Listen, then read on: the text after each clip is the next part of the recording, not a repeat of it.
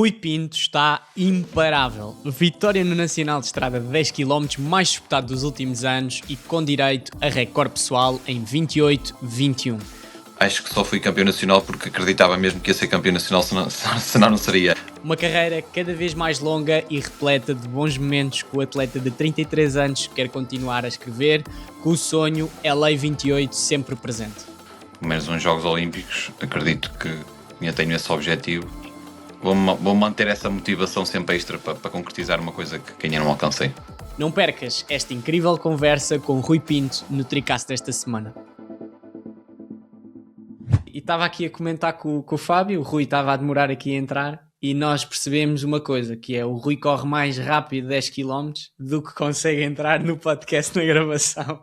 Demoraste, espera aí, 37 minutos depois. Até eu fazia 10 km. Epá, já tinhas São iniciante. Na Figueira, 37 minutos depois da partida já estavas a tomar banho, se calhar. Não estava se calhar lá a dar entrevistas. Mas... Fábio, queres começar por dar aqui uma mini introdução, como temos feito aqui nos nossos últimos episódios aqui ao Rui, ao mais recente resultado, campeão nacional de 10 km? Bem, primeiro de tudo, muito obrigado, Rui, por teres aceito aqui este nosso convite. Lá está, esta nossa conversa vai ser por causa do teu título nacional. Não é por causa, mas será basicamente é no seguimento do teu título nacional, que acaba por surgir depois de uma boa época que tiveste o ano passado. Lembro que tu disseste no Nacional de Estrada que o velhinho ainda estava aí para as curvas, com 33 anos. Estás mesmo aí a viver uma segunda vida. No ano passado fizeste recorde pessoal na meia maratona em Barcelona. Lá estive a ver-te fazer esse grande recorde pessoal. Estes 10 km, fazer os 28-21, se não estou em erro. Sim. Foram um grande resultado que mostrou que estás aqui para as curvas. E se calhar olhamos para o nosso atletismo e vemos que hoje é aquele atleta que está sempre aí presente. E é das coisas que dá mais gosto, se calhar, diria, vermos daí. Eu queria começar aqui a nossa conversa falando pelo teu recorde pessoal dos 10 km. Essa prova, tu chegaste lá numa grande forma, tinhas feito a São Silvestre do Porto, e lembro que falámos sobre isso, disseste que estavas em grande forma. Estavas à espera daquele resultado lá na Figueira? Antes de mais, olá aos dois e obrigado por se terem lembrado de mim e pelo convite. Em relação à prova, sim, eu vim de uma época bastante boa, bastante consistente e pronto, isso também gera alguma motivação. Vim de alguns objetivos também recentes, me apresentei a um bom nível e senti que a forma estava a desenvolver e que com algumas afinações as coisas poderiam correr bem. Consegui estar já bem no europeu de cross, senti que já estava melhor. Depois fiz umas semanas boas em que consegui meter boa intensidade no treino e na São Silvestre do Porto senti-me incrivelmente bem, até melhor do que aquilo que estava à espera. Da forma que corri, num percurso daqueles duro, o tempo que fiz, quilómetros rápidos que meti a meio da corrida, deram-me alguma confiança. Sinceramente, depois no Nacional de Estrada, acho que só fui campeão nacional porque acreditava mesmo que ia ser campeão nacional, senão não seria. Acho que foi muito por aí, mas muito também da motivação e da confiança que a São Silvestre do Porto me deu. Eu acho que eu depois dessa prova também, aqui no Jamor, e isso também passa por muita gente e acho que toda a gente ficou bastante surpreendida com o tempo que fizeste lá, mas eu pergunto-te, tu sentiste que tinhas essa capacidade? De alguma maneira também sentiste que, espera lá, os outros atletas também estão a contar mais comigo depois deste resultado, e se de alguma maneira sentiste isso na prova, ou se isso trouxe também alguma pressão, que pode ter sido até positiva, ou como é que sentiste isso? Porque a pessoa quando sente que tem essa capacidade, dá sempre aquela motivação, mas também traz aquele, eu sei que dá, portanto se não der, vai pesar. Como é que lidaste com isso e como é que sentiste isso? Não, foi muito mais confiança e a motivação acrescentou mais coisas positivas do que propriamente pressão. Acho que já estou naquela fase em que a pressão já não é uma coisa que me assista muito. Tento inibir um bocadinho isso no meu dia-a-dia, no compromisso diário, e depois quando vou para as competições é mais só um dia a repetir aquilo que faço diariamente e é algo que já não me afeta muito. A prova trouxe muito mais confiança. fiquei com a sensação de que, ok, se eu corro rápido num percurso destes e a grande parte depois da segunda metade, pelo menos sozinho, acho que estou a valer, no mínimo, numa corrida mais rápida, mais plana, a rondar os 28 minutos ou até baixar os 28. E depois baseei-me um bocado nisso na corrida. Estava bem, senti-me bem e ali a meio da corrida surgiu-me um bocadinho aquele pensamento daquilo que passei na São Silvestre do Porto, que foi, eu tenho quilómetros na São Silvestre do Porto em que corri abaixo de 2,40 a meio da corrida. E eu pensei, pá, tenho que repetir isso. Se correu bem ali, eu consegui, o corpo reagiu bem, tenho que repetir isso, estou bem. Íamos a correr já ali mais estável, ali os 6, 7 km que eu tinha estabilizado. E eu pensei no Porto conseguia ter essa mudança, portanto vou ter que fazer o mesmo, porque se deixar mais para o fim abre, abre outras perspectivas para outros atletas, e eu tentei limitar isso e basear-me naquilo que foi a minha prestação no Porto e as minhas sensações, e acho que foi a melhor decisão. Ali no Nacional, tu acabas em primeiro, o Barato acaba em terceiro, ali com o Edson taco a taco. É interessante ver dois atletas, tu e o Barata, que já estão muito mais dedicados, se calhar, à meia e à maratona, a baterem-se muito bem nos 10 km e a mostrarem que, se calhar, aquela velha ideia de vais para a maratona, vais perder velocidade, isso não acontece. Sim, isso também tem muito a ver com a forma como treinamos. Se trabalhas só muito a parte da resistência, vais ficar lento. Mas se estimulas na mesma parte do L2 máximo, a parte mais anaeróbia, acho que não perdes assim tanto. O que ganhas em resistência depois, Permite chegar mais folgado ao fim, né? Exato, e por norma tipo, tem mais facilidade um atleta resistente chegar ao fim e até terminar bem ali, não digo sprint puro, mas É digo uma coisa 2,20, mais... né? Sim, mas uma coisa mais prolongada, se sais a 2 km, 1 km, ainda está margem, porque isso não é propriamente velocidade, não é? Correr 2,40 não é Sim, velocidade. Portanto, Para acho mim é. qualquer dia para alguns é threshold. 2,40. Mas quando tu. Epá, aqui por acaso este ano dou os parabéns ali à transmissão. O ano passado tinha sido que acho que não tinha corrido muito bem. Este ano foi mais cedo de dia e foi muito fixe a transmissão. Pá, deu para estar a ver. Eu cheguei à casa do treino de natação, não quis ver quem é que tinha ganho, puxei-te para trás assim de olhos fechados. E depois aquela parte final foi muito fixe porque pá, ia muito tático, tudo muito compacto, não mexeu muito. Acho que o Duarte esteve na frente depois de Sky. Mas depois, quando tu passas para a frente, é aquele jogo de ficou tudo em filinha, começares a ver alguns a descolar, as caras começam a mudar, mas tu foste sempre muito numa de é para a frente e tipo, nunca senti que tu estivesse à espera que alguém assumisse cima disso. O que é que tu ias a pensar nessa fase? Estavas, algum momento pensaste em olhar para o lado e ver se alguém passava ali um pouquinho, o que é que acontecia? Ou ias muito determinado de epá, é até ao fim a meter e esperar que isto dê para isolar-me? sim, foi numa de tentar prolongar a intensidade o máximo de tempo que conseguisse para alongar mais o pelotão. Isso aconteceu logo ali naturalmente, porque nós já íamos a correr rápido. Então não foi difícil, eu aumentei, nós íamos a correr ali à volta de 2,48, 2,50, eu mudei para 2,40 e fez logo muita diferença, tipo, aquilo começou a esticar, eu senti que aquilo esticou, o Barata inicialmente até estava em filinha, depois fica só o Barata, pronto, eu também estava um bocadinho mais na expectativa em relação, por exemplo, ao Edson, que é um atleta que termina sempre muito forte, e entre mim e o Barata seria sempre uma coisa mais discutida, uma coisa mais... Temos ao sprint seria uma coisa mais equilibrada. Em relação ao Edson é sempre imprevisível porque é um atleta muito rápido, então tenta endurecer mais o ritmo naquela fase para não ser depois de um sprint demasiado puro ali na reta da meta. Foi mais nesse sentido. Pá, e tu, o Edson também, com aquelas pernas, aquilo é muito fácil. Uma passada delas são duas tuas, não é? Sim, Aquele sprint final. O Edson o Edson é dos melhores atletas que nós temos de longe em Portugal, e se calhar em termos de potencial, pá, não vou dizer melhor porque temos um Nader, mas logo a seguir acredito que seja ele. É um atleta que se estiver em forma é muito difícil de lhe ganhar, e eu tenho consciência disso e portanto tive que jogar ali um bocadinho com as armas que tenho. Neste Nacional também acabamos por ter uma profundidade de marcas que, numa prova em Portugal, foi uma coisa única. Né? 8 abaixo dos 29, que é algo que se calhar há 2, 3 anos nunca pensaríamos sequer que isto poderia acontecer. Do top 10, creio que só 2 atletas é que não fizeram um recorde pessoal. Portanto, para ti também se calhar é especial veres que foste campeão num ano em que teve estas marcas incríveis. Num ano forte. Sim, é especial por tudo. Toda... Por ver que o atletismo está a atravessar uma boa fase, temos muitos miúdos que estão bem, e isso, sinceramente, nesta fase, quando me disse, estás a viver uma segunda vida, é um bocadinho também fruto da inspiração que eu tenho deles. São mais novos, mas estão a aparecer, estão a investir, têm qualidade, e eu também tenho que andar da perna, porque senão fico para trás. É um bocadinho assim, e isso é bom, essa pressão também é boa, porque faz-nos ser mais rigorosos, trabalhar mais. E ao mesmo tempo o facto de ver tanta gente a correr abaixo de 29 minutos, abaixo de 30 minutos, é ótimo, e também anula um bocadinho aquelas vozes do passado que passavam o tempo todo a dizer que não se corria, e agora estamos a conseguir contrariar isso, e isso é positivo.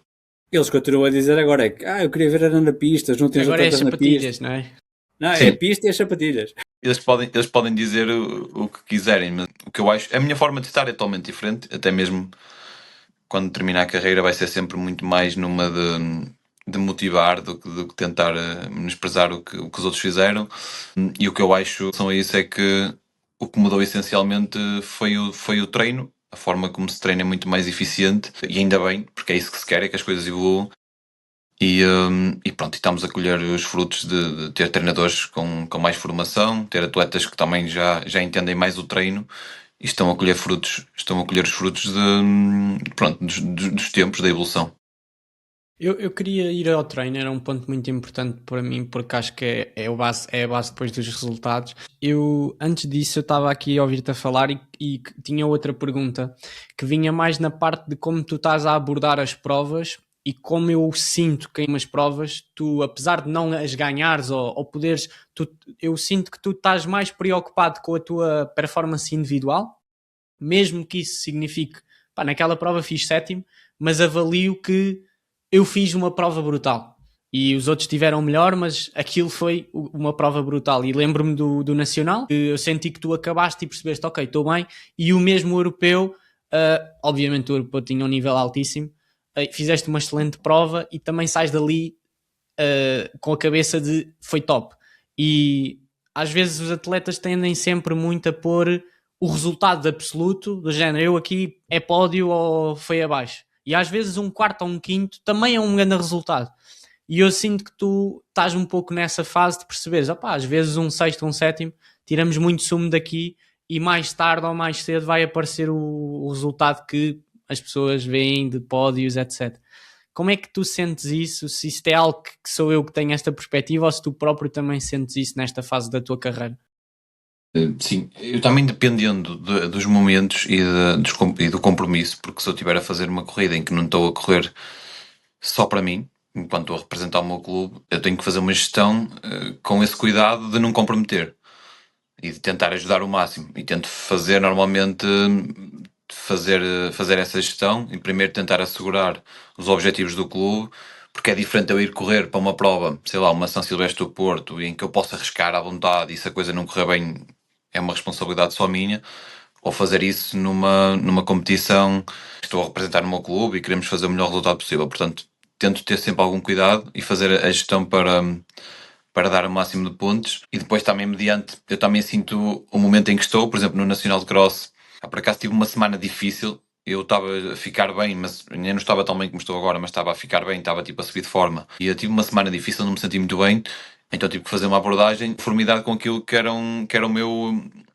momento atual. Uma coisa são as nossas expectativas, outra coisa é o que nós estamos a valer. Uhum. E tento ser um bocado frio nisso e cada vez mais, porque assim acho que erro menos, que é ser consciente do momento em que estou, da forma como me sinto, e correr em função disso, porque pode-nos atraiçoar muito aquilo que nós sonhamos daquilo que nós estamos a valer. Pronto, tento fazer isso, mas se estou bem, se estou bem e confiante e sei que estou a valer um resultado diferente, também já tenho uma atitude diferente, já me coloco de maneira diferente, tem que ser mediante o momento e a forma como me sinto, ou a forma como eu avaliei e sei como estou. Isso também acaba por ser a experiência também tanto do ano que tens aqui no atletismo, porque na verdade tu, ok, estavas a dizer o velhinho, mas só tens 33 anos, isto também não é assim, tens muito ano pela frente ainda. Sim, isso foi uma expressão, foi uma brincadeira. Se calhar é mais. Tenho vários colegas e agora miúdos que às vezes a brincar comigo, tipo, dizem muitas vezes isso. E eu utilizei essa expressão nesse sentido. Foi mais por aí. Essa experiência que também vais acumulando neste longa carreira que já tens, também te ajuda a encarar, se calhar, as provas dessa forma como o que estava a dizer. Faz ter uma abordagem totalmente diferente. Porque eu também vou-me apercebendo disso e óbvio que o Rui já traz muito mais anos disto e acho que isso é uma coisa natural, que é nós conseguirmos pôr às vezes um bocadinho de lado o resultado absoluto, porque depende de muitas variáveis, às vezes aquela também não é a prova que tu tens de estar a top, e tu estares a 90% ali já é muito bom, e o resultado que tu consegues ter também está enquadrado com isso. Portanto, não podes estar sempre incrível, nem é suposto estar, porque senão nunca vais estar muito, muito bom nunca. Exato, tu não vais estar a top nelas todas. Se tu estivesses no Porto ao nível agora da Figueira, se calhar na Figueira não estarias no nível que estiveste. Acaba por ser um bocadinho por aí. Ok, as distâncias de prova não houve muitos dias a separar, foi 15 dias, dá para manter a forma 15 dias, mas entendes, é um pouco isso. Tu numa época, se reparares, numa época e nos diferentes campeonatos, os atletas vão variando. E a questão é, podem variar e tu seres o gajo que está logo ali, desculpa o termo, segundo ou terceiro, ou quarto, ou quinto, ou então tu desapareceres dali. E eu prefiro ser o que está logo ali, porque assim tenho vários momentos bons. Tenho é que estar consciente do momento, porque não vais conseguir estar sempre a topo. Sim. E depois é um bocadinho por aí. Depois em relação à questão da forma de lidar com os resultados, eu acho que não fico muito eufórico quando ganho, nem fico demasiado triste quando as coisas não correm tão bem. É avaliar. Mas sempre foi assim, a questão é essa. Se calhar há 10 anos atrás, ou não era 15, não era estás assim. a perceber? Era muito emotivo, muito impulsivo. Não, isso sim. Vais no autocarro para casa com cabeça para baixo e quando ganhas estás ali peito orgulhoso, não é? É um pouco isso, eu acho que. Mas quando acabas, celebras ali, tu és uma pessoa muito efusiva a celebrar, eu gosto disso. Mas tem que viver o momento, não é? Só tens aquele momento para viver, desde que seja com educação. Acho que toda a gente para aqueles 30 segundos, só não sei quantas horas já. Exatamente, é isso, é um bocadinho a recompensa, tipo, há que viver o momento. Agora, depois, é como tudo, costumo dizer que a prova mais importante é sempre a seguinte, é desfrutar o momento e pensar na próxima. E no dia a seguir essa euforia já passou e já temos que voltar àquilo que é o que nos sustenta, que é o treino e as nossas rotinas. E tu também sais de uma prova destas, acho que isso depois também é outra coisa que vamos aprendendo, que é quando a coisa corre bem, neste caso, uma pessoa sai de tipo... E nós falámos isso com a Patrícia, que na altura a lesão dela surgiu depois do resultado dos 800 metros da medalha, em que ela imediatamente procurou ir para estágio e meteu-se a treinar em ritmos que se calhar foram excessivos e a coisa depois deu para o torto em termos da lesão. Uma outra aprendizagem é, lá está, tu fizeste aquele resultado e é tipo, ok, agora volta à estaca zero e volta ao trabalho dos outros dias, o trabalho aborrecido, o trabalho que é, entre aspas, sempre parecido todos os dias, mas que trouxe os resultados, e portanto vamos voltar a esquecer na forma em que agora voltamos outra vez todos à estaca zero e na próxima prova estamos todos com as mesmas chances de ganhar, não é? Sim, é isso. Basicamente, no dia seguinte tens que voltar às tuas rotinas, porque se ficares demasiado tempo a viver aquele momento, a próxima já não vai ser, não vai ser igual. Temos que cumprir as nossas tarefas diárias, e só assim é que as coisas vão correr bem. E neste caso foi muito assim, porque fiz o Nacional de Estrada no sábado, mas daqui a 3 semanas já temos a Taça com os Campeões Europeus. É uma prova importante para nós e para o clube, portanto já temos que estar novamente a topo. E pronto, e foi isso que acabei por fazer, até porque depois no fim de semana estava em conversa com o Duarte e ele disse que já vinha para estágio e tal, e eu já arranjei forma de vir e de me focar, e já estou a fazer uma semana boa de treino e com companhia. Estás a estar agora? Monte Gordo, porque nós viemos, porque o Duarte já ficou cá esta semana e está sozinho, e então eu vim porque nós domingo entramos no estágio nas assisteias do Sporting de preparação para a taça, e então pronto, foi uma forma de já estar mais uns dias cá. Porque a verdade é que nós, em termos de estágios, muitas vezes as pessoas querem ir e lá está, vais para a altitude, é totalmente diferente. Mas nós em Portugal temos boas condições para estagiar e temos muitos atletas estrangeiros que vêm para cá treinar. Sim, não, e aqui é brutal. A seleção francesa Está cá praticamente toda. Tipo, o melhor corredor deles de 1500 está cá. Temos atletas de topo aí e as condições nesta altura, numa Europa fria com neve, se calhar Portugal oferece as melhores condições da Europa para treinar e mesmo para nós, ok, temos aquela ideia de altitude, é importante, eu também defendo e também se puder também vou, mas o verdadeiro ganho de um estágio é estás focado, estás a trabalhar bem. A altitude dá todos os benefícios mais fisiológicos, mas o facto de também estás num sítio que dá para treinar bem, com boas condições, também te permite meter qualidade no treino, descansar bem e também tens ganhos significativos. E tens alguns grupos que aí eu sei que estão muitos grupos de velocidade, modalidades técnicas, lá está, a altitude já não compensa tanto para eles. Sim. Mas eu fui para aí, este ano não fui, mas costumo ir sempre para aí também, não é um estágio muito prolongado, mas a pista está sempre cheia e é muitos 400. Eu vejo a malta, principalmente os grupos dos ingleses, sempre que eu lá fui, eu até percebia, porque eu estava a fazer limiar extensivo e percebia tipo, estou sempre a levar laps da malta a andarem, era muitos 400. E depois tens o grupo dos franceses, que eu sinto que corre muito cá fora, e depois tens muitas modalidades técnicas, sprints, mesmo altos saltos, isso Sim, muito. Sim, isso também é fixe. E também tem outra coisa que também é positiva, que é o facto de estás a treinar numa pista com aquele ambiente de competição quase. De competição. Isso estás a treinar, mas estás sempre naquela coisa, tipo, parece que nem sofres. Passas, tentas dar volta elegância à corrida, não é? Porque ao lado está um campeão do mundo. Tá? Isso também é inspirador diferente, e é importante, sim. Tu, em termos de estágios, nós fizemos esta pergunta ao Zé Carlos, também é interessante fazer-te a ti. Em termos de estágios, quantos estágios normalmente é que fazes? De altitude já? O ano passado fizeste, creio. Não, o ano passado não fiz. Mas o ano passado fiz muito. O ano passado fiz muitos estágios, mas foi sempre em Portugal.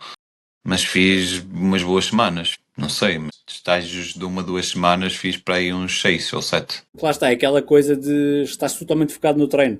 Pá, podes ter aqui uma destraçãozinha aqui e ali, mas é totalmente diferente da tua vida rotineira. E mudas também as voltas que fazes, não é? Porque todos nós ali ao pé de casa é sempre a mesma pista, é sempre a mesma volta, não é? Sim, isso também torna-se saturante. É, e eu acho que depois também te traz, quando voltas a casa, também sentes aquela de, fixe, também, realmente estas voltas aqui são porreiras, mas é preciso sair delas às vezes para também, sentir outra vez aquela cena de saudade, entre aspas, das rotinas normais. Uma coisa que eu acho é, nesta fase do ano, o tempo está muito rigoroso. Tu, com Romeu ou em Serra Nevada, o que eu acabo por ver é, a malta está na passadeira. Tudo bem, estás na altitude, a pista, tu viste a história do José Carlos, a pista era encoberta de neve e eles estavam a tentar tirar. E depois também fica, eles praticamente, o que eu vejo é, a malta agora faz muito limiar LT1 de manhã e o LT2 de tarde. Ali faz o primeiro limiar na pista, o segundo limiar tem de ser na passadeira, porque já está de noite e deve ser um frio descomunal com a neve. E a pista depois nem dá, porque aquilo depois começa a ficar super perigoso, até mesmo que não tens gripe nenhum. Por isso eu acho que nesta fase do ano, o estágio aqui em Portugal, Monte Gordo, diria que se calhar no verão não faz tanto sentido, pelo calor e a não ser que estejas se calhar a preparar aí uma maratona de grandes campeonatos, que pode fazer sentido. Sim, mas evitamos, por exemplo, o ano passado para o Mundial... Parece muito grande, não é? Tipo, a quantidade de pessoas que está cá, a temperatura, isso tudo nós não fizemos cá. Difícil. Sim, nós até fizemos... Desculpa. Nesta altura, o melhor sítio para ir, se calhar, para a altitude, lá está, Estados Unidos. África. Ou Estados Unidos, Sim. Não, para o Zé dá, porque o Zé conhece o Zé, ele tem ali uma dose de loucura grande e dá para passar umas boas semanas. E ele agora também está na Noruega, habitua-se ao frio, exato, não é? E dá para passar ali umas boas semanas a treinar na passadeira, ele gosta, ele adaptou-se bem a isso, mas para mim não dava, tipo, treinar sempre na passadeira, esquece-me, tem muitos quilómetros sempre a treinar na passadeira, tipo, era aborrecido. A passadeira, eu vou dizer, eu acho que a passadeira, e tu também estava a falar isso com o Fábio antes, que o Fábio diz que tem usado o ginásio só pela passadeira, não é para fazer ginásio, é só para a passadeira. Mas a malta está a fazer muito mais passadeira. Eu acho que efetivamente o Jakob Ingebrigtsen influencia um bocadinho aqui. Eu não sei, mas eu acho que ele, quando começou a mostrar muito passadeira, não sei, senti que o pessoal começou-se a converter mais à passadeira, coisa que há uns tempos atrás eu sentia que era tipo o último recurso. Tipo, sim, agora não precisa de estar a chover para as pessoas irem à passadeira, ou seja, os atletas decidem deliberadamente ir para a passadeira independentemente do tempo. Às vezes o tempo está a chover, tu vais para a passadeira. Agora acho que já não sinto tanto isso. Acho que às vezes o atleta opta mesmo pela passadeira porque acha que pode ser melhor aquele treino na passadeira. E Pá, mas olha, não é só o treino, também tens muitas vantagens logísticas. Logísticas, sim. A questão da tua hidratação, nutrição. Pá, se estás a fazer na passadeira, imagina, tens um treino pá, que te obriga a meter alguma coisa de nutrição, pá, é só esticar o braço e já está. Sim, é muito e acho mais que para prático medir nesse aspecto. lactatos... Eles E a utilizam verdade mais que por estás- isso. Utilizam mais Vais por causa certinho, não é? do Vais lactato, sempre- sim. um ritmo estável, derivado da questão dos lactatos, para não disparar e para conseguirem exatamente a intensidade que querem. Pá, mas eu ainda assim prefiro correr na rua, na pista. Prefiro, não, ainda sou um bocado antiquado em relação a isso. E é tão monótono, pá. Se for sempre, não dá. Tipo, se for de vez em quando, eu tenho uma passadeira para correr quando está mau tempo. Se tiver mau tempo, ok, eu tenho que treinar, tá bom. Mas se tiver a opção de ir correr na rua, prefiro correr na rua. Mas sabes que antigamente, se calhar também as passadeiras não eram se calhar tão boas para nós corrermos como agora as que encontras. E se calhar Sim. também fez as pessoas também terem menos medo. Tu ires para a passadeira é confortável. Tu metes um podcast, tu metes uma musiquinha, Sim. tens um espelho, está ali uma temperatura controlada. Pá, é sempre mais agradável. Tu na estrada tens sempre aquela sensação de... Também é mais difícil andar mais rápido, normalmente. Especialmente se tiver vento. Eu acho que eu pessoalmente fiz um treino de passadeira que eu não vejo a conseguir fazer aquele treino na estrada. Ou seja, depois também causa este mini problema que é tu poderes achar que estás melhor do que aquilo que depois estás, porque podes não conseguir depois fazer o transfer para a estrada. Se ficares demasiado tempo na passadeira, acho que isso pode acontecer. Mas acho que é um pouco como os rolls na bike. Acho que é um trabalho super importante. Acho que no ciclismo ainda tem mais efetividade o rolo, e acho que o rolo pode fazer mais sentido, porque tu na estrada paras muito na bike e na corrida, pá, só paras se escolheres uma volta que estás no meio da cidade e tens Sim. passadeiras. De resto, não há descidas, tu a descer estás a correr, não tens de parar de pedalar. E portanto, acho que é mesmo uma coisa que... Mas tem tendência, na minha opinião, agora a ser mais comum cada vez mais a malta estar a fazer passadeiras. Sim, mas eu estou de acordo, porque também é uma onda, porque se os melhores fazem, a malta vai atrás. Eu acho que também sentes um pouco isso. Também é isso. E depois também é a questão que estávamos a falar dos lactatos e da questão de conseguir ter um ritmo mais certo. Mas depois também o Jacob treina muito na passadeira porque passa grande parte do ano em terra nevada e grande parte do ano também está a nevar. Então a opção também é passadeira. É quase Por obrigatório. isso é que o vejo na passadeira. Acho que é muito por aí. Mas eu acho que se ele tivesse num local onde tivesse a opção Boas de poder, condições. acho que ele optava por correr na pista. Não tenho dúvidas em relação a isso. Agora só estou aqui a lembrar-me, tipo, quando eu estive no Quénia, nós temos, há lá os espaços que têm a passadeira, mas eu de certeza que não ia para a passadeira. Eu queria a história correr cá fora. Sim, aí É também isso. é. É totalmente diferente. Sim, é isso. Eu acho que é isso que define a opção. É. Mas também é aquela coisa, imagina, tu se fores para a Serra Nevada, por muito mais condições que estejam cá fora, tipo, tu vais para a Serra Nevada uma vez na tua vida, vamos dizer. Pá, tu não vais querer ir para lá para estar fechado numa passadeira, não é? Em que podias estar ali ou em qualquer lado do mundo. Ou seja, fazes um maior esforço. O Jacob já deve estar farto de Fon Romeu, de Serra Nevada, de Mas tudo, percebes? se a pista Então, tiver para com ele, neve, aí sim, aí não há não podes fazer hipótese. nada. Ele vive grande parte do ano em Serra Nevada, portanto, aquilo para ele os locais ele já deve conhecer tudo e mais alguma coisa e pronto, está lá para treinar, basicamente. Uma coisa que eu já pensei, eu estive a ver o vídeo dele no outro dia e ele estava para ir fazer um treino limiar e estavam tipo a fazer qualquer coisa de esqui na passadeira. E ele depois até fez ali uma coisa a olhar para a câmara, tipo, epá, o que é isto? Porque ele depois para sair com os esquis viu-se aflito e quase que ia para cima dele. E eu já pensei, epá, aquilo está a ficar tão popular, eu vejo tanta gente a ir para lá, qualquer dia olha, acaba não consegue estar lá, porque ou arranjam um espaço só para ele ou aquilo Mas também... eu acho que eles têm assim qualquer Ele tem coisa. reservado, Eles têm lá, tem um... Sim, eles têm reservado. O problema é que os outros não conseguem ir para lá quando eles estão. É mais por aí, Ok. não é ao contrário. Pois, eu já estava a perceber que tinha de haver alguma coisa. Porque Ou seja, aquilo... Pá, qualquer dia começas a ter atletas... O que vai acontecer é, vai querer haver atletas amadores que querem ir para lá, como aconteceu antes de sítios. Tens muitos atletas amadores, de certeza agora, a querer ir ao Quénia, tal como tu fizeste. E cá há uns tempos não havia.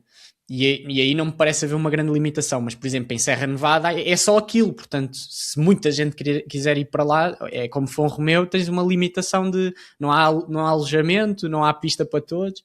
Então aí tinha de haver uma certa priorização ou aparecerem mais centros destes. Não há muitos, não é? Tu falas sempre dos mesmos sítios e provavelmente havia mais locais com condições, só ainda não há infraestruturas para isso.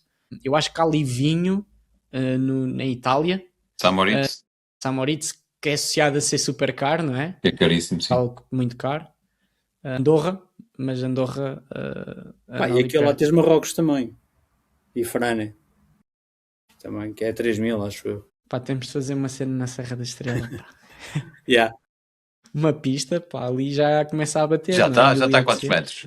Qual é que é? Serra da Estrela. Supostamente a pista de Font-Romeu está a 1600, não é? 1700. Não, a pista está a Para 1850. 1300, 1200. A pista de Font-Romeu está a 1850. Não, a de Font-Romeu, sim, está mais. Pois, Serra da Estrela, se calhar não conseguias ter um cal a mais de 1500. Pois, e para ter algum efeito, uma altitude considerável, se calhar a partir dos 1500, 1600, bem, não sei. É isso.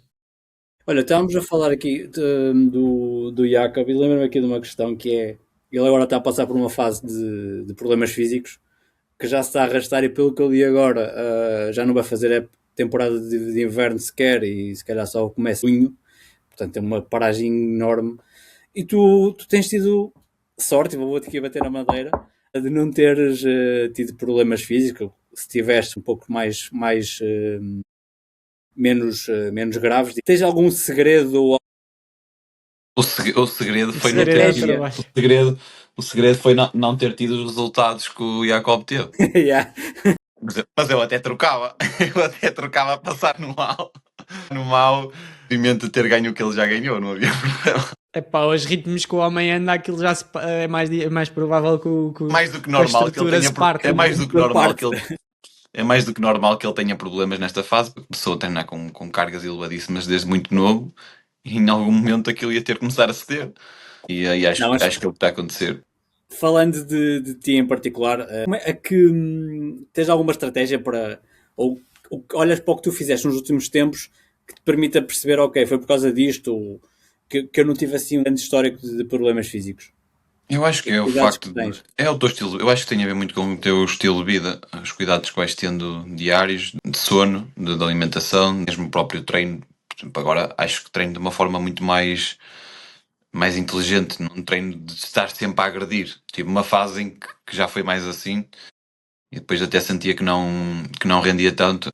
Acho que acelero quando devo de acelerar e depois dos outros dias tenho mais cuidado. Pronto, e acho que é isso, o descanso. Depois mesmo o facto de ir fazendo massagens, tratamentos, uma coisa regular, treino de força, então aí é chave, o facto de fazermos prevenção e fazermos regularmente, todas as semanas, 2 sessões pelo menos de treino de força. E acho que tem muito a ver com isso. Não, eu acho que isso é super importante. Eu acho que quanto mais avanças, também vais tendo mais toques, lesões. Eu também nunca tive uma lesão muito grave, mas já tive coisas como tenho agora, que está-se a arrastar há algum tempo, consegues ir treinando, mas demora. Mas tu cada vez percebes mais que tu já consegues prever que a coisa pode vir a acontecer, ou se acontecer tu identificas alguma coisa. Há sempre um fator que tu nunca consegues, obviamente, dizer foi isto, mas tu consegues perceber, havia ali se calhar uns treinos que eu abusei, uma fase em que eu não respeitei o período de recuperação, em que falhei umas massagens, falhei um treino de força, falhei uma data de fatores que tudo junto, então pronto, é quase certinho, porque se tu juntares a um atleta que está bem, tirares-lhe 2 pilares que ele tenha, por exemplo, sei lá, gerir bem as intensidades, ou fazer a massagem, ou o sono, é quase certo que ele mais tarde ou mais cedo vai ter o percalço. Sim. E depois há coisas que não há hipótese. Eu acho que o Jakob chega àquele ponto de ele já tem marcas tão boas que ele para agora conseguir estar numa forma que supera as suas marcas, ele tem de treinar muito. Eu acho que já fica muito complicado. O problema de começar a treinar muito, muito cedo também é esse. Tens resultados. É óbvio, tu treinas mais, tens melhores resultados. Mas também depois para continuares a conseguir fazer progressões é difícil, porque se tu corres 1500 e corres semanalmente 180, 190 km, quando quiseres subir a distância, o que é que vais treinar? Já viste? Não é? Eu não andar de bike, nem o Nicky Potts. E provavelmente isso pode ser um dos fatores. Ele teve que começar a aumentar as cargas de treino, aumentar os volumes de corrida, e pronto, e agora está a acusar a nível físico isso. E há aqui uma questão para ele que é, se formos a ver, ele deve ser dos atletas que nos últimos anos competiu mais. Está sempre, e é sempre, e, E assim, ele vai a para todos os nós, campeonatos, sim. Ele não falhava para nós campeonatos. como amantes da modalidade, é fantástico ver um atleta, tipo, ele até quase que picava o Josh Kerr, porque o Kerr nunca competia, só ia aos campeonatos. Pá, é assim, para nós como adeptos é espetacular, ele vai a todas, está sempre a bater recordes, mas lá está, pois se calhar acaba por pagar a fatura. E isso é uma daquelas coisas que cada vez mais se calhar preciso os atletas também olharem para o calendário com calma e ver, ok, vamos fazer isto com cabeça, troca e membros e não é só ir a todas.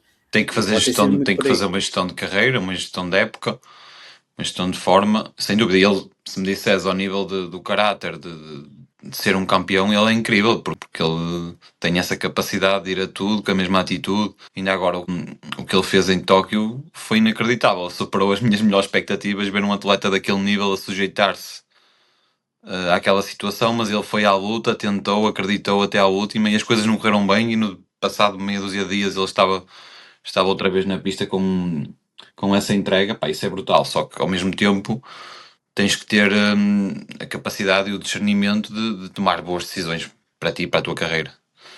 Acho que é um bocadinho por aí. Falaste de... Diz, Falaste do modelo Tóquio, por acaso era uma questão que eu tinha para ti. Porque há pouco falaste da questão de treinar no verão, de tentar fugir ao calor. Como é que foi essa experiência no modelo Tóquio com aquele calor todo? Mas fizeste algum tipo de treino adaptado a esse calor ou nem sequer trabalhaste essa parte? Sim, nós treinámos mesmo cá, também apanhámos um verão rigoroso. Sim. A questão diferente aqui era a umidade, mas apanhámos um verão bastante duro. Eu treinei, pelo menos em Felgueiras, treinei semanas com 37, 38 graus e foi duro. Depois também nós fomos mais cedo, fizemos ali uma semana que acho que também foi importante. Eu estava num bom momento de forma, mas depois foi difícil traduzir isso em um resultado mais expressivo, porque pá, não estamos habituados a estar expostos. Eu sei que isto é para todos, não é? Tipo, e o mal está a correr bem, apesar que não houve ninguém a correr particularmente rápido, pelo menos nas provas São campeonatos resistência também, não é? Sim, são campeonatos, mas pronto, mesmo assim nas provas mais de resistência não houve ninguém a correr muito rápido. Mas tive esse cuidado de treinei com calor, mas depois também tentei não fugir muito, por exemplo, essas questões do fuso horário, de treinar horas da prova e não sei o quê. Não, prefiro manter as minhas rotinas, descansar bem, não alterar muito os ciclos de sono.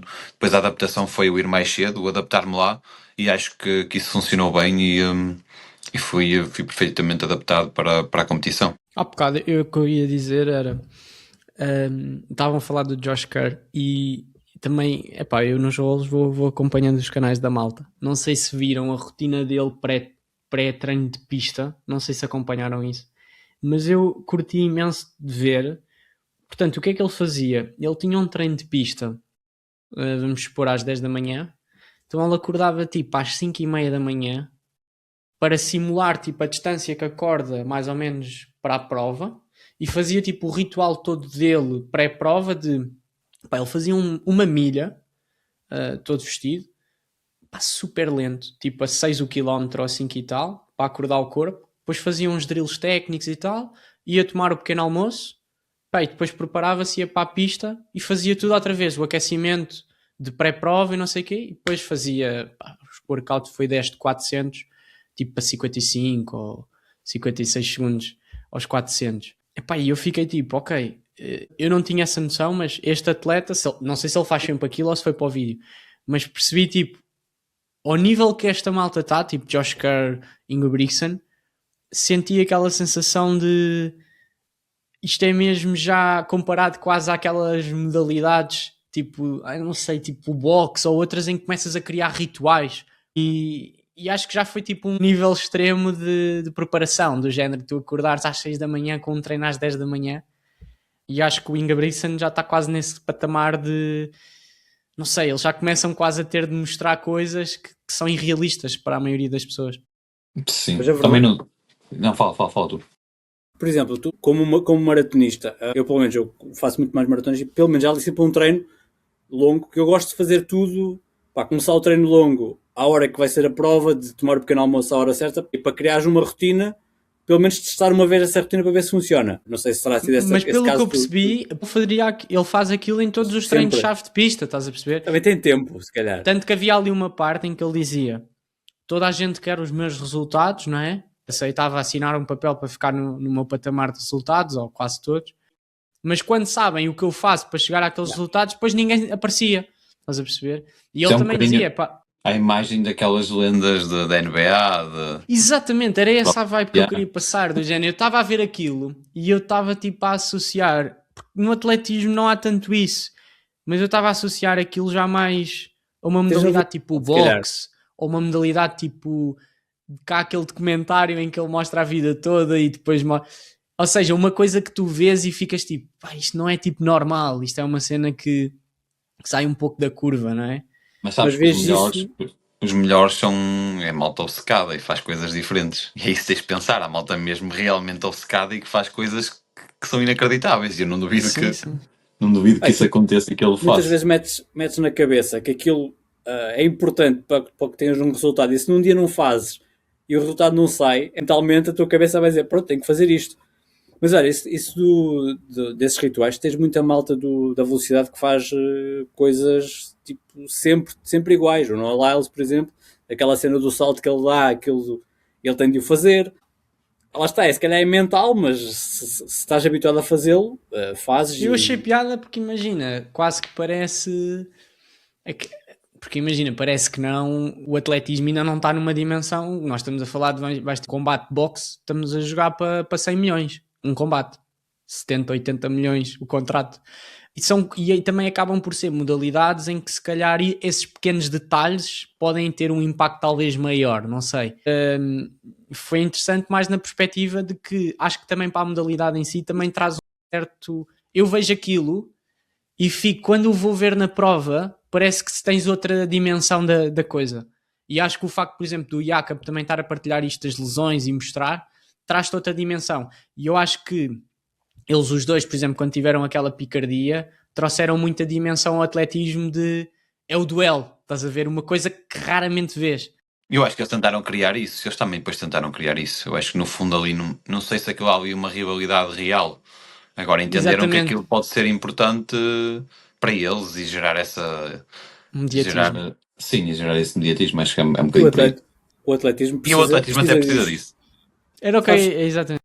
E há aqui uma questão, para falares do boxe, combates 100 milhões, ok, é assim, não estou a tirar nada do mérito do trabalho que eles fazem, mas são combates 6 milhões para 2, 3 minutos, 4 minutos, 5 minutos, 6 minutos, o que seja. E agora não mais sei... também. Mas... Pronto, vá, imagina aquilo é 12 rounds de 3 minutos, dá uma hora no máximo. Ok, mas entre as pausas de qualquer das formas, eu acho que o atletismo é uma metade muito mal paga, acho que isso é uma coisa óbvia. E agora esta semana, certamente que viram aquela questão da Turquia que contratou um data de quenianos, e esta é daquelas coisas que está a levar também a isso, que é países que têm dinheiro a contratarem atletas para irem competir, porque o atletismo não paga tão bem como deveria. Eu acho que não paga tão bem como deveria, nada mesmo. Queria-te perguntar também que opinião é que tens sobre isso, Rui. Estamos a ver países europeus, lá está, países europeus que vão competir connosco, a contratarem atletas lá fora, que é assim, o Quénia contratou a Brigitte Kosgei, que por pior forma que esteja vai chegar a uma maratona num campeonato europeu, não acredito que vá, mas se fosse, chegava lá e ganhava, ou muito dificilmente não ia ao pódio. Como é que um europeu vê estas políticas? Essas naturalizações forçadas, não vê bem. Se for uma coisa natural, faz parte, o mundo tem evoluído. Ali há dinheiro envolvido. Ok, ali não, ali é uma coisa com interesse. A Turquia já faz isso há alguns anos. O Israel também fez. Sim, se eles não fizerem isso também não se conseguem evidenciar assim tanto. Epá, isso é quase comprar resultados. Isso é comprar resultados, basicamente. E eu não sei o impacto que isso tem no país deles, mas não acho que seja algo... Epá, não acho que seja algo muito bonito nem interessante de se fazer. Mas eles lá sabem. Em relação à questão de serem mal pagos, de facto, tu se reparares, o atletismo neste momento toda a gente ganha dinheiro. As marcas ganham cada vez mais dinheiro, os organizadores também, porque há cada vez mais pessoas a correr. Já não é uma coisa... O atletismo já não é feito por pessoas mais pobres como era antigamente. Neste momento é uma coisa já até elitista. No Brasil, as grandes empresas, a malta vai fazer o seu jogging, tem estas coisas de participar em provas, esta questão das majors, das maratonas, tipo, isto gera milhões. Pá, os protagonistas também deviam ganhar. É só isso que eu tenho a dizer, não é? Tipo, toda a gente ganha dinheiro e os protagonistas acabam por não ganhar assim tanto. E mesmo, sei lá, já vi qualquer coisa quando saiu aquele contrato do Gracie, que ele ia ganhar não sei quantos milhões. Pá, mas é mais Deu que muito justo. a ganhar, né? Yeah. Sim, um atleta que é dos melhores do mundo tem que ser remunerado em função disso. Aquilo eu acho que foi uma jogada top da Decathlon, porque eles precisavam de um carimbo de validade para a sua marca. Então foi tipo, olha, vamos buscar já o melhor francês e carimbamos assim, é 1 milhão. A marca é francesa, não é? A marca é francesa. A marca é francesa. Eles fizeram o mesmo no ciclismo e gastaram muito mais para se afirmarem. Foi com a equipa do World Tour e aí o investimento já está na casa dos 20 milhões. Pá, eles ali, eu acho que fizeram uma estratégia excelente. Eles podiam ter pensado, temos 1 milhão no bolso, vamos gastar em cartazes e em publicidade e em anúncios, ou em influenciadores, ou vamos carimbar com o melhor do mundo. E eu às vezes acho que algumas marcas, 1 milhão de euros é mais gasto a pôr no Gracie do que a dispersar por uma data de influenciadores, estás a perceber? Que não vão validar o que eles precisam, que é isto dá para correr ao nível da Nike, da Adidas e da ASICS e de todas as outras marcas que já estão carimbadas. A estratégia deles foi, olha, já agora a partagem foi acertada, mas foi muito arriscada. Porque se reparares... Meteram as fichas todas nele, não é? Não é isso. É que eles basicamente pagaram para o Gracie ser atleta da marca, mas ele continuou a competir de Adidas. Na pista indoor, pois foi. Na pista. Não, sempre competir na pista era Adidas. E a imagem que isso deu à marca inicialmente, e continua a dar. Quem está mais atento percebe que ele agora já tem um produto de pista que supostamente já é bom, mas a Decathlon aceitou durante um ano estar a ter um atleta mas também podes ver isso de outra Adidas. forma. Também podes ver isso de outra forma, que é a marca, por um lado, também não quis queimar o atleta de se o nosso sapatilha ainda não está ao nível que tu queres, então vai com a Adidas e que nós vamos trabalhar o produto até ele ser suficientemente bom. E se ele agora aparece a usar, também carimba, porque é tipo, espera lá, ele não usou no início, mas agora já usa. Portanto, eu acho que também acaba por ser, se calhar, uma prova de quase humildade da marca, assumir, ok, pá, nós não temos um produto bom para te dar agora. Exatamente. Mas também é arriscado. Eles apostaram na ficha certa, porque depois, assim, os resultados que ele teve posteriormente foram incríveis. Quer dizer, ele é campeão, ele vence a meia maratona no europeu, não foi? No europeu de estrada. Os resultados dele. E ele aí, brutal. Com sapatilhas daqui por ano. Sim, aí foi mesmo depois, o que conquistou na pista foi com Adidas. Mas lá está, foi uma jogada arriscada, mas a marca neste caso, e é assim, falar de 1 milhão de euros ou o que seja, não devia ser notícia, devia ser a norma. Para grandes figuras do atletismo, pelo menos. Sim. Mas é onde andamos agora. Imagina, estamos a falar de, como eu estava a dizer, cerca de 1 ou 2% face ao que outros atletas de outras modalidades têm. A questão do boxe, por exemplo, eu não estou muito por dentro da modalidade, mas é assim, pesa, tu entras num ringue, é de outra dimensão, estás a perceber? Primeiro, são só 2 figuras, enquanto o Rui vai à maratona de Amsterdão e estão lá 40, 50 elites top. E depois é aquela questão de os combates pós-topo do boxe acontece 1 por ano, 2. Então quando tu juntas, e depois é aquela narrativa de Jacob contra Josh Kerr, só que em vez de ser numa pista é num ringue, e depois ainda consegues ter a componente-chave, que é as apostas. Tu tens 2 atletas e cai a aposta desportiva, aquilo é brutal, 1 para 1 é incrível. No atletismo eu não sei se isso já existe, mas é muito difícil. Tu estás a apostar numa prova em que estão 50 cabeças e algumas provas tens 30 favoritos, e então é mais difícil apostar. Assim, 1 para 1 é sempre aquele jogo, e acho que é por aí também que vai um pouco. Tens apostas no atletismo. Os bilhetes do estádio, depois. Mas já tens apostas no atletismo? Eu acho que sim. Nos grandes campeonatos, sim. Existe muita imprevisibilidade, tipo como aconteceu em Tóquio. Tu vês a final, por exemplo, no caso dos 1500, e tens o Jacob que não passa à final, tens o francês que não passa à final, tens o João Kerr que se lesiona, o campeão olímpico é desclassificado, para uma cena tipo... Sim, a odd aí do Isaac, eu não sei se já havia aí, mas devia de ser muito alta, não é? Sim. A odd 9 para 1, ou sei lá, não sei. Aliás, ele à entrada da reta da meta, a odd, se fizesse uma em tempo real, ele estava lá para trás. Pronto, estava em quinto, mas Sim. era totalmente imprevisível. Mas da próxima vez já contam com ele. Agora já E é bom que diferente. comecem a contar. Sim. Posso pegar aí nesse tema, porque há bocado também deste um cheirinho, falaste do Isaac, que neste momento com o que o Zé Carlos tem feito é brutal. Aquele tempo aos 5 km para mim foi algo surreal, ter feito a quinta melhor marca de sempre, e lá está, teve ali com os nomes, o Almgreen, o Suíço, e depois acho que quem tinha melhor tempo nos 5 km neste momento, Fábio, é... Aqui na Europa. Sim, o recorde europeu está com... É do, Não é o Gracia? é do Almgreen. É o do Gracia, ok. Almgreen. É do Almgreen. Isaac, José Carlos, neste momento depois temos imensos jovens a aparecer, imensa consistência e imensa profundidade.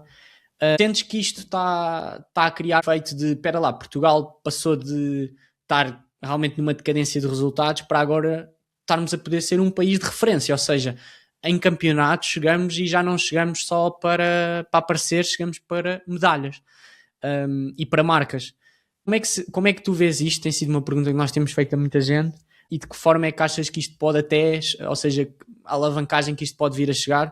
Dou quase o exemplo aqui do handball, que o nosso handball está brutal, ganhámos à Dinamarca há poucos dias, e também foi numa fase crescendo assim, de começamos a ganhar um jogo, vamos à disputa e depois a coisa põe-se num ponto que quase podemos ser campeões europeus. Eu acho isso importantíssimo, até porque se o Jakob foi uma referência para os noruegueses, o facto de nós termos referências, eu acho que o ter referências muda tudo. Nós passamos agora uma fase difícil de transição, desde o Rui Silva andamos um bocadinho perdidos, sem referências. O facto de termos agora novamente atletas que conseguem atingir o nível mais elevado que existe, que é ter um campeão do mundo, e depois outros atletas a investirem. Isso demonstra também que Portugal tem qualidade, mas durante algum tempo ficámos atrasados em relação a algumas coisas e estamos a conseguir recuperar isso, e se trabalharmos bem, também temos os treinadores, que acho que também é um ponto importante, têm cada vez mais formação, então estão cada vez mais atualizados, e isso aproxima-nos dos outros, porque se estivermos a fazer também bem as coisas, temos capacidades para poder ambicionar resultados de excelência, e acho que é isso que está a acontecer. E o facto de termos atletas como o Isaac, como o Zé, vai ter um impacto muito positivo nas próximas gerações, porque também vamos ter miúdos a quererem ser como eles, e acho que isso vai ser importante para a modalidade. Por acaso, e depois aqui é uma questão que é nesse aspecto. E tu também tens neste momento também já tens esse peso em ti, que tu és uma inspiração para muitos deles também. Tens noção disso? Não, dessa forma não. Porque não tenho bem verdade, noção Mas é se verdade, sou ou não. é verdade. Acho que posso ser mais por uma questão de carreira, não sei, de longevidade. Também já tive os meus resultados, mais ou menos interessantes, mas depois também, para mim sempre foi importante, não é só alcançar o objetivo A, B ou C, mas sim fazer uma carreira, porque é algo que eu gosto e do qual eu sempre quis viver. E acho que a dada altura isso tem feito a diferença na minha carreira, porque eu tento mais desfrutar das coisas que eu faço, dos meus treinos, das provas, do que estar só focado no resultado. O resultado acontece, é uma consequência, fixe, mas quando não acontece, estou consciente de que faço uma coisa que gosto, e isso também é o mais importante. E se pudesse ser referência por isso e por passar essa mensagem, era isso que eu ia dizer. Acho que é importante, porque por vezes ganhar não é sinónimo de estar bem e de ser feliz. E é importante que os mais jovens tenham essa consciência e que saibam trilhar o seu caminho e encontrar o seu propósito, no sentido de tirarem algum prazer e alegria disto diariamente, porque também só faz sentido se for assim, porque se isto se tornar uma pressão, um problema, se gerar medos, também já deixa de ser positivo, e não é isso que queremos para os miúdos, nem para ninguém. Eu deixa-me só fazer esta questão, que eu acho que isso que tu disseste é top, e também já vi essas frases em livros, já li livros a falar disso, de que especialmente atletas que conseguem conquistar resultados extremamente difíceis. Eu li um livro que ele tinha de fazer 1 quilómetro a nado, tipo nas águas mais frias da Antártida, e a maneira como ele conseguiu fazer aquilo, porque ele em treino nunca conseguiu fazer aquilo, foi primeiro criar pequenas metas, ou seja, ele tinha na cabeça países que queria, a cada 100 metros era um país e meteu isso na cabeça, mas a grande estratégia que ele criou foi pôr um propósito muito maior do que acabar 1 quilómetro ali a nadar e dizer, eu fiz isto, ninguém fez. Aquilo tinha uma iniciativa solidária de angariação de fundos, então ele meteu que o ele fazer ali aquele quilómetro era para ajudar aquelas pessoas não sei onde, ou seja, vem um pouco ao encontro disso, de que o resultado que ele quer é fazer aquele quilómetro, mas ele para fazer aquele quilómetro, se puser como objetivo eu fazer aquele quilómetro, vai ser muito menos provável que o faça do que se puser eu ao fazer este quilómetro vou estar com o propósito de ajudar isto. Epá, e o propósito pode ser inúmeros, mas não é fácil tu definires um propósito. Eu não sei se tu tens, por exemplo, alguma coisa que tu digas, se eu te disser tenho que descrever agora o meu propósito, não é fácil, Não é? ok? Mas podes até já ter pensado nisso e podes ter uma ideia, e eu acho que isso é importante. Tipo, tu conseguires realmente encontrar uma coisa que vai muito para lá, tipo, o meu propósito é ganhar uma medalha, ou ganhar 10 mil euros de prémio, que acabam de ser coisas que é o que ele diz, tipo, tu fazes aquilo e pronto, depois o que é que acontece amanhã? Fizeste, ganhaste aquilo e isso é verdade, e na perspectiva Sim, mas de carreira às é vezes fundamental. temos que nos questionar em relação àquilo que, o que estamos a fazer e o que é que nos move. Às vezes é importante fazermos essas questões. Porque é que estamos a fazer aquilo naquele momento? Quais são os objetivos? Tem momentos difíceis, questiono-me no sentido de perceber, não, até no fundo, ok, isto está a custar, mas eu tenho a sorte de fazer uma coisa que leva tempo até tu perceberes porque é que gostas realmente daquilo, mas depois quando, por exemplo, tu não fazes, como já não tens quando tens uma lesão ou quando alguma coisa não está tão bem, tu percebes que afinal gostavas mesmo realmente daquilo.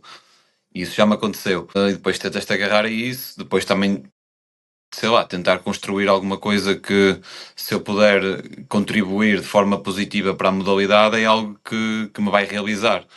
E acho que ao longo do tempo, se calhar inicialmente, tu pensas só em ti, só em ti, só em ti e nas coisas que tu queres conquistar, mas depois ao longo do tempo já tens uma perspectiva diferente e quando o estás a fazer também já percebes que estás a deixar uma pegada e é importante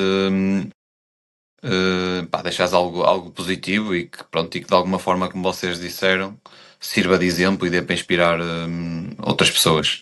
Falamos aqui dos propósitos e vou passar a fazer uma ponta aqui para os objetivos, até para olhar para o que tu tens aí pela frente. Lá está há pouco da Taça dos Campeões Europeus e tens também outro objetivo de vida que acho que ainda não revelaste, portanto podes revelar aqui para nós. Queria basicamente que falasses um pouco dos teus objetivos aí para os próximos tempos. Não, assim a curto prazo é Taça com os Campeões Europeus, principal objetivo, também porque fico praticamente com os compromissos do clube fechados, pelo menos os mais importantes, porque essa é a principal competição em termos de objetivos para o Sporting. E depois, na semana seguinte, já tenho mais a nível individual, mais por realização pessoal, porque não é uma prova que me vá dar acesso a campeonatos, ou assim nesta fase, pelo menos, a meia maratona de Barcelona, uma de tentar correr para uma melhor, tentar fazer um recorde pessoal, que acho que se o ano passado o fiz em condições muito piores, acho que isso pode acontecer. Tu nessa prova estiveste na prova daquele inacreditável recorde do mundo. Foi um recorde do mundo. Tiras, não sei, para aí 50 segundos, um minuto. O anterior recorde do mundo. 45, acho eu. 45. É uma coisa absurda àquele nível. Tu tiras 45 segundos. Pá, é absurdo. Mas também é de um atleta, incrível, do melhor da atualidade, de longe. E provavelmente do atleta que, não sei, se a curto ou a médio prazo pode vir a bater pelo menos tem tudo, uma meia maratona daquele nível, de bater o recorde do mundo na maratona. Tu que correste Lisboa e já fizeste Barcelona, Lisboa é mais plano. Lisboa é mais plano. Pá, não sei, há sempre fatores. A Lisboa também já se correu muito rápido. Lisboa já teve também já teve o recorde do mundo, acho eu, não é? Sim. Por isso é que eu faço essa comparação. Sim, opa, às vezes é a sorte do dia, da umidade. Se calhar Barcelona beneficia mais de ser mais abrigado, porque vais a correr muito tempo no centro da cidade, com prédios altos, e então acho que vais mais abrigado. E o nível, pá, eu acho que eles nem fazem muito para que isso aconteça, mas de alguma forma tem lá caído tudo, praticamente, os melhores da Europa, e com grupos muito grandes, e acho que isso também ajuda, tipo, ter mais profundidade. E essa profundidade ajuda a que mais atletas corram rápido. Acho que o principal fator é esse. O Kiplimo lá ele foi sozinho a prova toda, mas teve a ajuda do carro à frente dele, não é? Recordas Sim, de alguma forma. dessa polémica? Mas sabes que quando estamos a falar de atletas, pá, daquele nível extraordinários, eles são a exceção. Nós, os normais, temos que nos basear. Era o que eu estava a dizer ao Fábio há pouco, o Almegrini, coitado, anca e tem ali pacers para 1 ou 2 km e depois está sozinho. Às vezes um carrito também, coitados, não tem ninguém para puxar por eles. Mesmo, Enquanto, se não for mais por exemplo, para se distraírem. Exato. Pronto, nós ao longo da conversa passámos aqui, eu diria, fomos mesmo do presente, do título nacional, passámos ali por uma data de temas mais associados até a provas anteriores, treino, visão que tens. Na perspectiva mais futura, como o Fábio disse, agora 33 anos, tens, obviamente, especialmente no que diz respeito ao fundo, à maratona, meia maratona, perspectiva de muitos anos por aí. Tens algum projeto, algum planeamento do que é que será a tua carreira para a frente? Pensas nisso ou estás mais de uma abordagem de vamos nos focar agora nas provas que temos e focar naquilo que podemos controlar e vamos ver o que acontece? Sim, estou um bocado focado nas provas mais no imediato, mas também me imagino, pelo menos a médio prazo e pelo menos uns Jogos Olímpicos. Acredito que ainda tenho esse objetivo. É algo que me falta ainda concretizar e é das poucas coisas que me falta, portanto vou trabalhar movido por esse objetivo, pelo menos até esse ano, e acho que é mais isso, pelo menos até aí vou manter essa motivação sempre extra para concretizar uma coisa que ainda não alcancei. Olha, falaste da questão dos Jogos Olímpicos, lembro agora de uma questão que é a World Athletics está a ponderar meter o corta-mato nos Jogos Olímpicos de Inverno. Seria uma forma. Eram os Jogos Olímpicos na mesma. Eu gostava, por acaso, era uma coisa, um objetivo já antigo, eu gostava que eles já tivessem feito isso há mais anos. Que não, é só pela questão não é só pela questão de ir aos jogos, é porque até acho que faz sentido isso estar inserido nos Jogos Olímpicos de Inverno. E pronto, e é uma das disciplinas que eu mais gosto e das quais eu até fui melhor ao longo da minha carreira. E se proporcionasse, era algo que gostava. Veremos aqui daqui a 4 anos. Está previsto para quando? Não sei, é uma questão que está a ser estudada. Mas era uma forma também de. Porque o corta-mato. Isso foi a França que propôs, não foi? Agora não me recordo. Eu sei que o Sebastian Coe falou disso. De qualquer forma. Mas os Jogos Olímpicos de Inverno, os próximos, são em França, não é? Ou não? Não sei. Difíceis. Também não sei. Mas vamos tratar de conseguir que seja nos próximos para que tu possas ir. Mas não sei se vai ser, porque imaginas, nos próximos, eles já estão a sair as convocatórias, portanto se ainda não está sequer oficial que vai haver, é porque não vai haver. Não tinhas tempo para agora selecionar as pessoas e pôr isso a andar. A verdade é que era porque o corta-mato no fundo acaba por ser um parente pobre do atletismo. Era uma forma de ativar muito essa disciplina, porque as pessoas iam ter muito mais, especialmente naquela janela de qualificação, muito mais vontade de fazer e de se prepararem e especializarem até mesmo, atletas especializarem tal como na pista fazem, mas para o corta-mato. Eu até acho que é das disciplinas mais interessantes, até porque de se ver e então se fosse crosses assim difíceis era brutal, e depois é onde a qualidade bruta está lá toda, tipo, se fores ver, tu tens esses corredores de 5.000, 10.000, até pode ser de maratona, tipo, é uma disciplina que acaba por ter um nível muito elevado. Se calhar, por exemplo, tu vês um bocadinho pelo campeonato do mundo de corta-mato, o Gracie é campeão do mundo de 10.000 metros, mas não é campeão do mundo de corta-mato. O nível é incrível, é das provas se calhar mais difíceis de se ganhar, e assim nos Jogos Olímpicos com toda a gente, porque se entrasse para os Jogos Olímpicos muito mais atletas de nível iriam querer apostar. Acho que ia ser um espetáculo brutal. Mas a verdade é que o corta-mato não dá. Foi o que falámos no podcast com o Zé Carlos. O corta-mato não dá. Aliás, não sei se foi. Ou eu falei com o Zé Carlos sobre isso numa entrevista que fiz. O corta-mato não dá pontos, não dá. As marcas não apostam no. Pelas sapatilhas de corta-mato não serem. Popular não corre com elas. Não é comercial. Era uma forma de promover, de dar um bocadinho de visibilidade ao corta-mato. Olha, falámos da questão das sapatilhas. E como podes ver, tem aqui para começar, e este é mesmo uma questão para terminar, aquela velha questão das sapatilhas. Tu já correste com as sapatilhas antigas, lá está, tens uma carreira grande, portanto podes fazer essa comparação. Pá, para começar, queria também te perguntar que diferenças é que tu notas, que sentes e que possas falar do que usavas antigamente para o atual. E depois também queria que falaste um pouco dos teus modelos preferidos. És da Adidas, eu não tanto da Adidas, mas também é uma marca que tem imensos produtos, portanto. A maior diferença acho que é o conforto e dar-te a possibilidade, consegues acumular muito mais treino, muito mais quilómetros do que com o calçado antigo, que era muito mais rijo, mais baixo. Até se defendia que o calçado mais baixo era mais rápido, agora é exatamente tudo ao contrário. E a maior vantagem acho que de todas é essa, é tu conseguires acumular mais quilómetros e não sentires tanta fadiga a nível muscular. É uma diferença enorme de fazeres uma maratona com o calçado atual ou com as sapatilhas antigas. Antigamente o pessoal andava, havia malta a parar um mês depois de fazer uma maratona. Tu agora, passar 3 dias, estás a treinar e quase não se passa nada, e acho que tem muito a ver com o calçado, mais do que ser rápido.